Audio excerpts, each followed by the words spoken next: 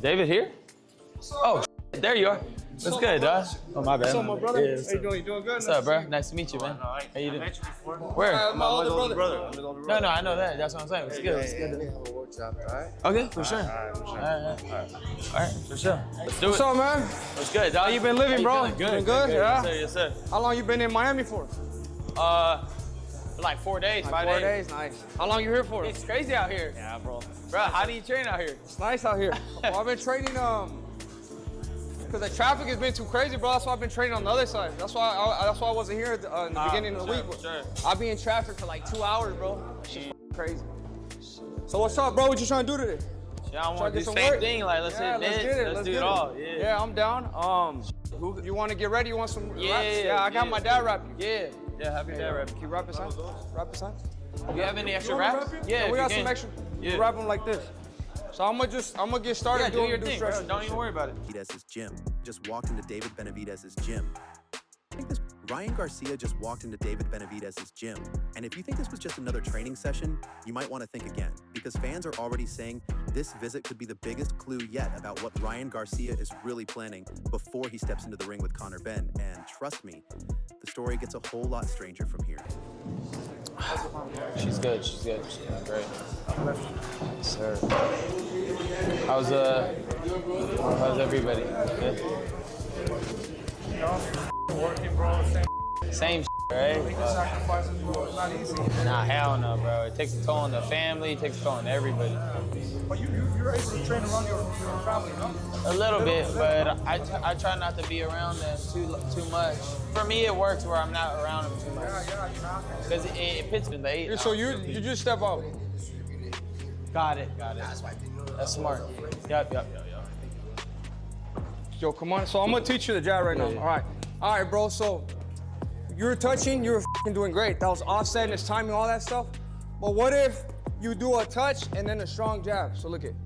I'm gonna show you how you can do it. Pause that. Pause that. Yo, who has my phone? Pause that. So look it, bro. Let's say you touch like this. I'm gonna touch him here, and then I'm gonna hit here. Let's say you touch one here. His vision's already gonna be a little bit blind, so why don't you just put a hard one in? Got it. Or you could just touch, you know what I mean? But this is just offsetting the rhythm, because if you're going like this, like touch me, I don't know what's coming next. You either throw a hook, or if I'm worried about these hooks, imagine you just keep throwing that jab, that hard jab. At first glance, it looked like two elite fighters sharing a workout. Nothing unusual, nothing controversial, but then the cameras kept rolling. Tiny moments started stacking up. Body language became impossible to ignore it, and suddenly online speculation exploded that this wasn't simply about sharpening punches. It might have been about sending a message directly to Conor Benn without saying a single word. You have a workshop, all right? Okay, for sure. All right, for sure. I don't know about what, but what's up? Yeah, but that's pretty short. We were talking on some comments here, and some dude should have put a video, right? And then you put washed. He's one of my favorite fighters. I never said that. Prove it to me. Prove it to me, then I'll say sorry. We'll go back on the air. I promise. Yeah, because I don't like all that. No, I'm a man. If I really did say that, I'll say sorry. How about that? Yes, sir. You find out, definitely say sorry. So then look it, I'm gonna touch two, and this is a rhythm I like to use, either 2 or 3, to make yourself remember. So I'm gonna touch the 2, and then from there, I'm already gonna jump in. Got it. Mwah! Get lower. Mwah! Now we're gonna do 3. Mwah! Back to 2. Mwah! 1. Mwah! You know what I mean? So it's just changing it all the time. That was nice. So try that. All right. But also you gotta remember the positioning has to be good at the, look it, so do a little bit like this. Let's just do one jab. Dip in and then step into it. So you're kind of like let's say like Not set. let's say you got a knife and you're trying to stab the out of it. You know? All right, shit. Yeah. I've never used a knife, but I got you. So all right, so think about, have you seen 300? Yeah. Have you seen 300? Sparta? When they're on that line right there and they got that shield right there, but they keep putting that like that. Yeah. So even if you throw a jab, I can have it right here. It's like a power jab, yeah. Oh, shit. You know what I mean? So throw everything in. Just dip a little bit more. There you go. But more speed. There you go. See, because you already have heavy hands, so the speed the heavy hands is gonna make it good. All right, now put that tap into it. And that way you don't even get tired like that either. Try the double tap, and then the triple tap. Okay, that so you just, you know what I mean? If it's confusing you, what do you think the opponent's gonna feel? You know what I mean? And here's where things take a wild turn. Reports suggest Ryan wasn't acting like someone feeling pressure before a massive fight. Instead, he looked unusually relaxed, joking with everyone around him, smiling through the gym, almost like someone who believes the ending has already been written. Coincidence? Maybe. Or maybe Ryan Garcia wants everyone watching, including Conor Benn, to wonder whether he's hiding something bigger. Then David Benavidez steps in.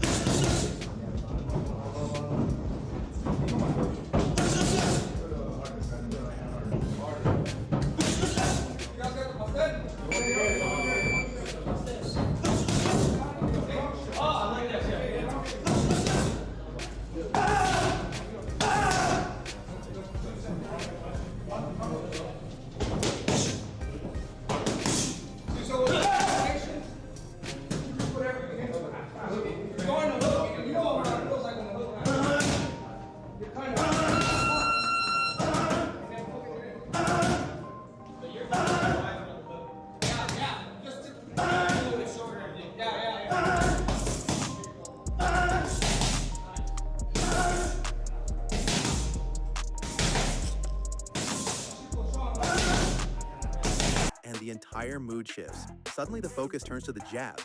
Not flashy combinations, not highlight reel knockouts, just jab after jab after jab. Sounds boring? That's exactly why fans think it's brilliant. Allegedly, this wasn't about looking exciting for social media, it was about quietly rebuilding the weapon that could completely disrupt Benn's rhythm. Every correction, every adjustment, every pause felt deliberate, and viewers immediately started connecting dots that may or may not even exist. But that's what makes boxing drama so addictive. Then, breaking update, social media starts buzzing with one question. Why Benavidez? No, look at this also too. It took me a long time to find my rhythm. Obviously, we all want to be powerful. We're fast. So we use both of that. Speed plus power if you want to power. Snap. So just think about being more fast, moving faster. Moving faster. It's not all the hard to be hard. No, it's not holding me. Shit hard. Go lower. Just that. There you go, right there. That's it. That's the one. That's the one that feel right. So when you think of perfection, think of that.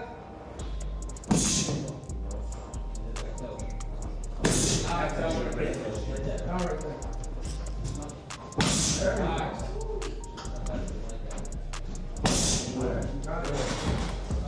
That's fine. What you gotta do? You gotta find eyes from the eye. And when you're at least have some real rest.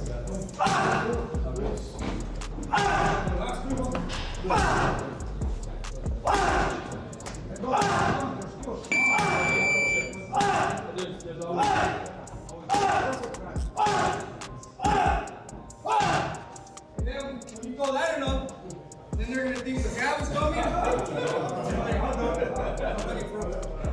They're gonna think a jab is coming when you let out so much you can do. That's basically saying that. Ryan Garcia has access to countless world-class trainers, so why make this visit now, only weeks before one of the biggest fights of his career? Reports suggest it's because elite champions often recognize things casual fans never notice.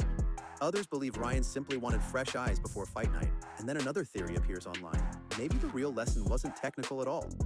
Maybe Ryan wanted to surround himself with champions who understand championship pressure better than anyone else. Suddenly, this isn't just a gym session anymore, it's turning into a psychological chess match.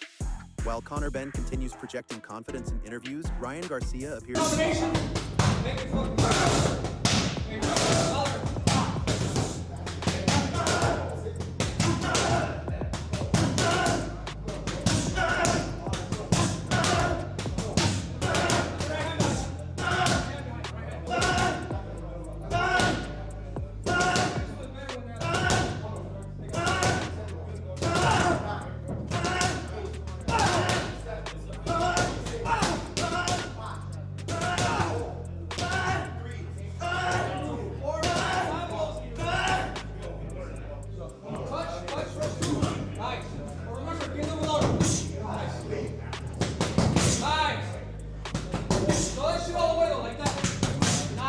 go.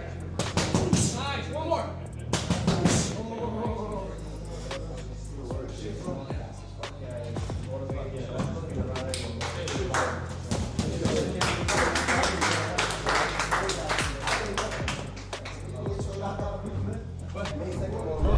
Watching Ryan Garcia sharpen his tools with David Benavidez' crew was one thing, but this latest interview made it obvious that Ryan isn't thinking about training camps anymore. He's thinking about taking over boxing.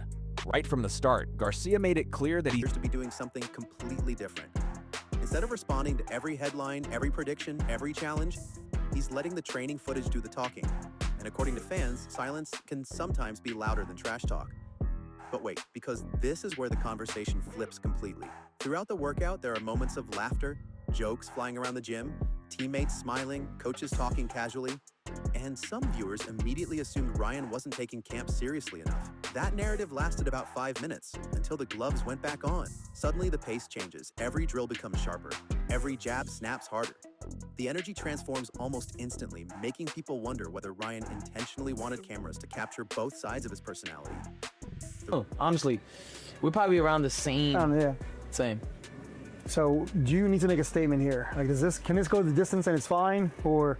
I would be disappointed in myself if it goes the distance. I'll be real. Like, if I don't get him out of there 5 and below, I'm gonna still finish the job and play around with him and beat the shit out of him. But it's not gonna feel as good as me really knocking him out. I'm being serious, man. Like, I'm gonna be vigorously disappointed in myself if I don't get him out, unless I break my pinky or some dumb shit. Then I'm like, all right, well, that's why, you know. And then what? And even then, why didn't I knock him out with one hand? You know, he's not that good. You really don't? You don't think you're underestimating him, maybe? No, not at all, bro. Watch him fight. And then what after that? All right, let's say if Regis was able to tag him up. Yeah, that was surprising. Relaxed version and the locked-in competitor. Coincidence or calculated branding? Online speculation can't decide. Then another twist lands. Ryan begins talking about Conor Benn, and instead of sounding nervous, he doubles down on confidence, even mentioning that he wants a knockout. That's the quote everyone focused on, but fans think they missed the bigger message. Ryan also talks about growing up facing pressure his entire career, suggesting this moment feels familiar rather than overwhelming. Reports suggest that mindset could become one of his biggest advantages. While everyone debates power, speed, and technique, Ryan seems determined to win the mental battle first. And speaking of psychology, analysts have quietly pointed out something fascinating. Right now, there's all the opportunities for you, like 147, like Richardson Hitchens is there too, Yeah. Shakur Stevenson's there. Keyshawn Davis. Right. I mean, so it feels like you have a lot of big fights after this. Do we see you on Cinco de Mayo next year? I think so, man. Is that your goal right now, you want to be the face of boxing, you said, right? Man, I'm just living life, you know. I'm not trying to look too deep into that. I've just kind of go with the flow, man. I love growing my brand. I love getting myself more out there, you know, and if it just so happens that I become the face, I will try to, you know, take a lot of responsibility and pride in that and try to give the fans the best fights. I don't really care, you know, either or, but I'm going to keep on growing my brand, keep on growing myself as a man and as a fighter. And if some believe Conor Benn has been trying to get under Ryan Garcia's skin for weeks. Others argue it's simply normal fight promotion. But here's the interesting part. Ryan hasn't appeared eager to chase every verbal exchange. Instead, he smiles, trains, and keeps moving.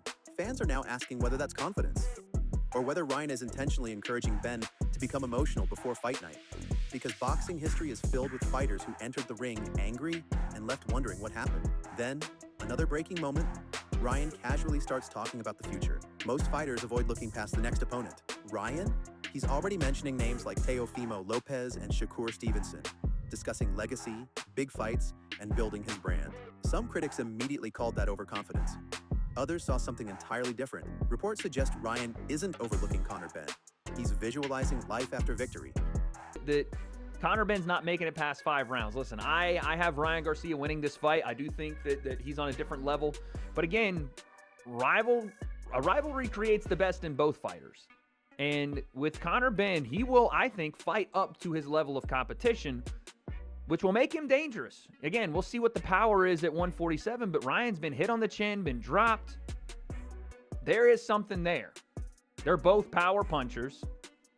I do think it is, again, Ryan, you know, quit on the knee versus Gervonta. And Ryan says, well, then come test it then. Come test it. Come test it. Again, inviting Conor Benn to move forward, inviting him to take that front step. And Conor will 100% oblige. You know that. And then Conor says, you know, you quit. You got no heart. I'm going to test your chin too.